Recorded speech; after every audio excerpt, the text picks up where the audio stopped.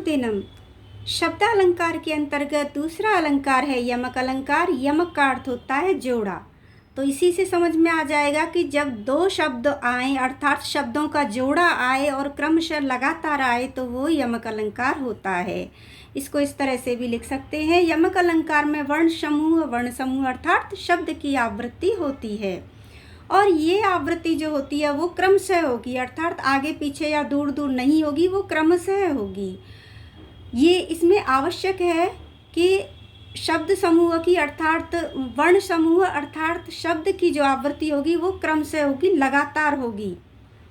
जैसे कि नमो नमो ये यमक अलंकार है और नमो मौन लिख दोगे या बोलोगे तो ये यमक अलंकार नहीं होगा, उसी क्रम से आवृत्ति होनी चाहिए। जैसे न पहले है मो बाद में है और इस तरह से उल्टा विपर्य भी होगा तो भी वो यमक अलंकार नहीं माना जाएगा।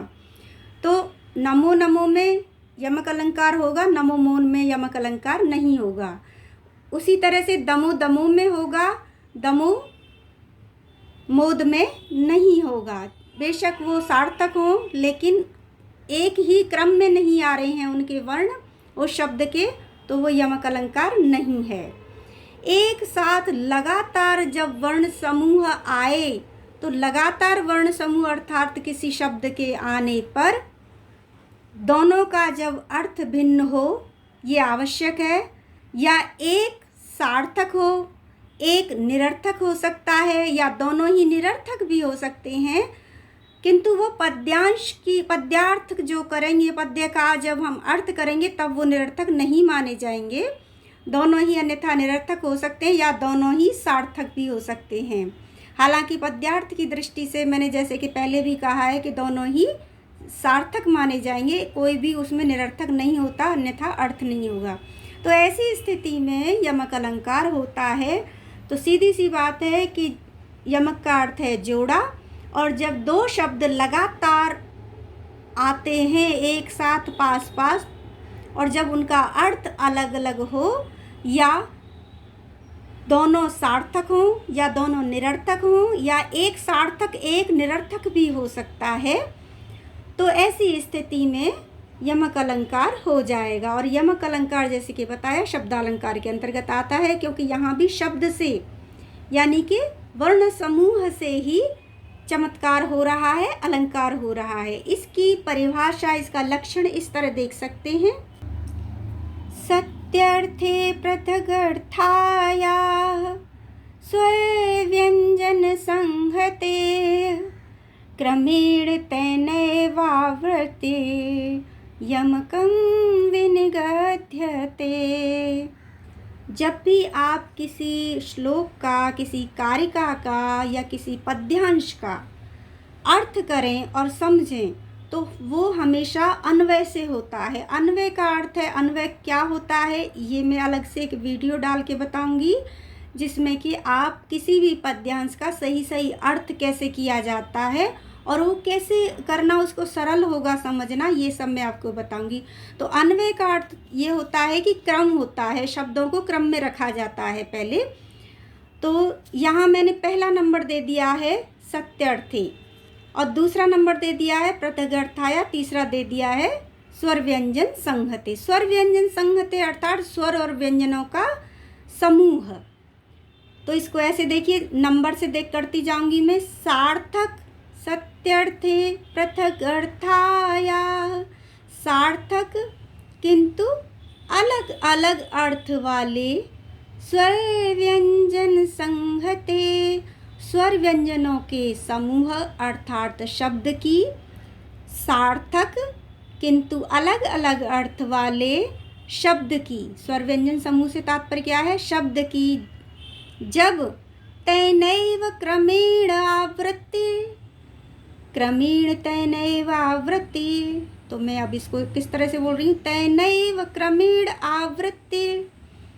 तो तैनैव अर्थात उसी क्रमेण क्रम से, जैसे कि पहले वाले शब्द में वर्ण आए हैं जिस क्रम से, तो उसी क्रम से आवृत्ति अगर होती है, आवृत्ति बिल्कुल पास ही होनी चाहिए। कहीं ऐसा नहीं है पद्यांश में कहीं भी दोबारा वो शब्द आ जाए, ऐसा नहीं होगा, क्रम से ही आना चाहिए। क्रमेण क्रम से का तात्पर्य एक तो सारे वर्ण क्रम में होने चाहिए, दूसरे जो शब्द बना है उन स्वर व्यंजनों से वही शब्द, समान शब्द ही दोबारा से बिल्कुल उसके पास आना चाहिए उसकी तुरंत बाद।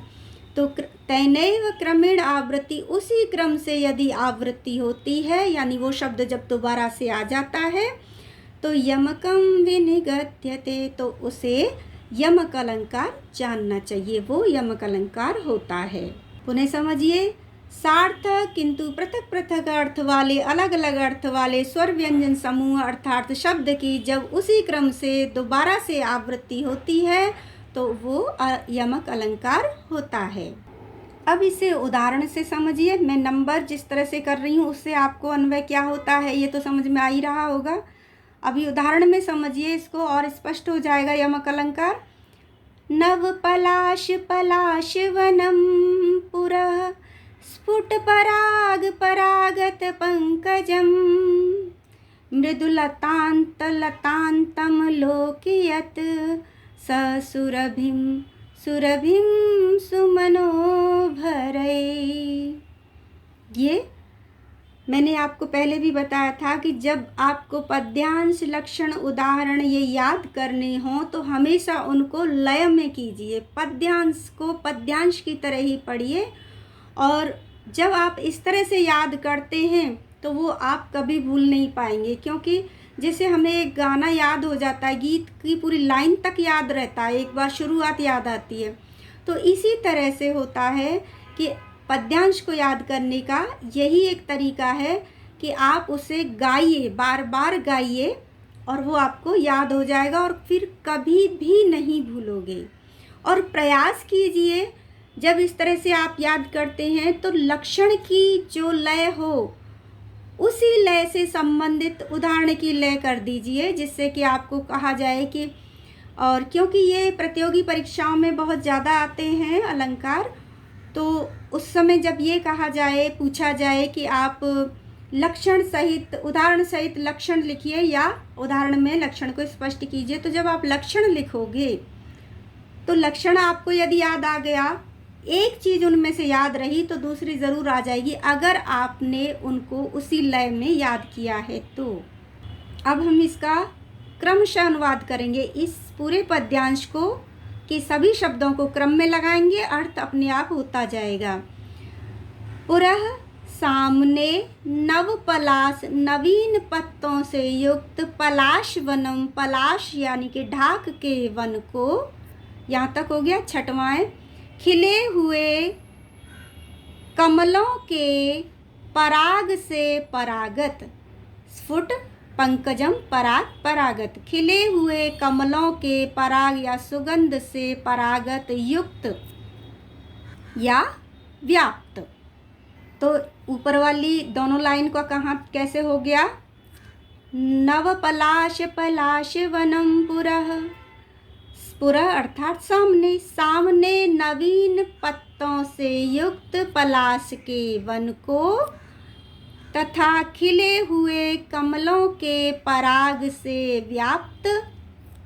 9 हो गया यहाँ तक। अब 10वां, मृदु लतांत, कोमल लताओं, लतांतम तथा क्षीण या मुरझाई हुई लताओं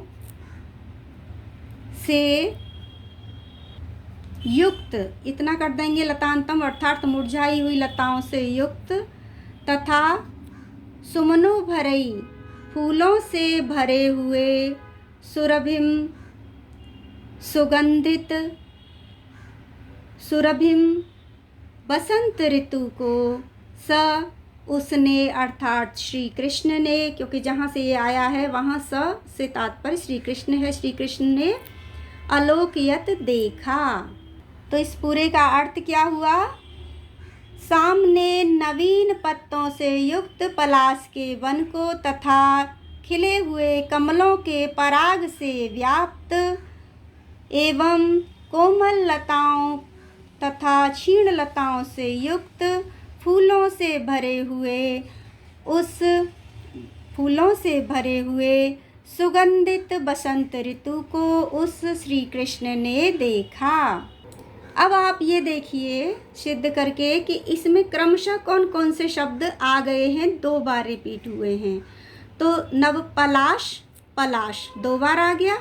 फिर वनम पुरः स्फुट पराग, परागत यहाँ आ गया। पराग, पराग 2 बार आ गया। एक बार पराग है, दूसरी बार उसकी, क्योंकि वो दूसरे का अर्थ ही नहीं है, वो निरर्थक है, इसलिए वो परागत है और बना वो पराग से। ये तो ये भी क्रमशः आ गया, पास पास आ गए। और उसी क्रम में इनके वर्ण हैं पराग, पराग।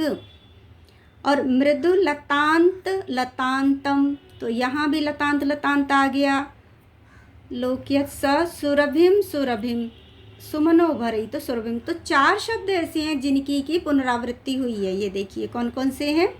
पहला है पलाश, और दूसरा है पराग, तीसरा लतांत, और चौथा सुरभिम।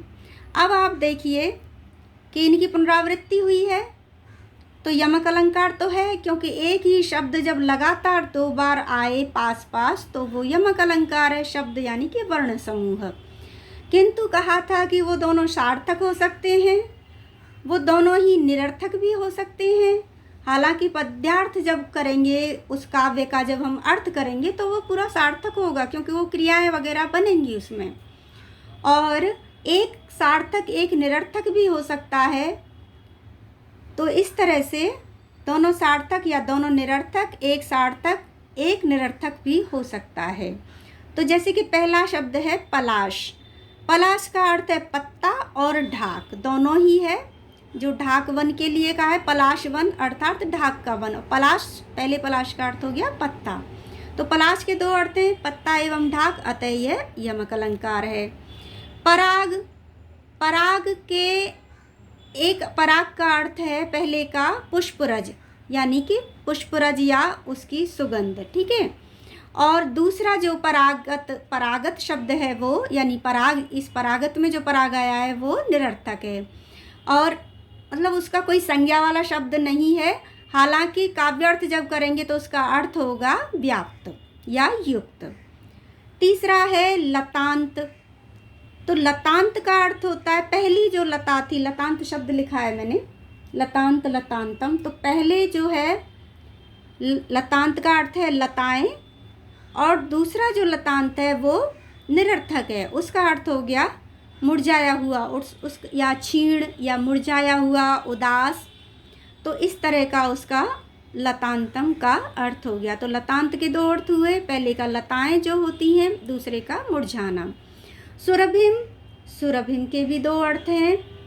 तो सुरभिम, सुरभिम जो दोनों बार आया है, जैसे कि हमने कहा है कि दोनों शब्द समूह की जब आवृत्ति हो तो दोनों शब्दों का सार्थक होना, सार्थक होने चाहिए।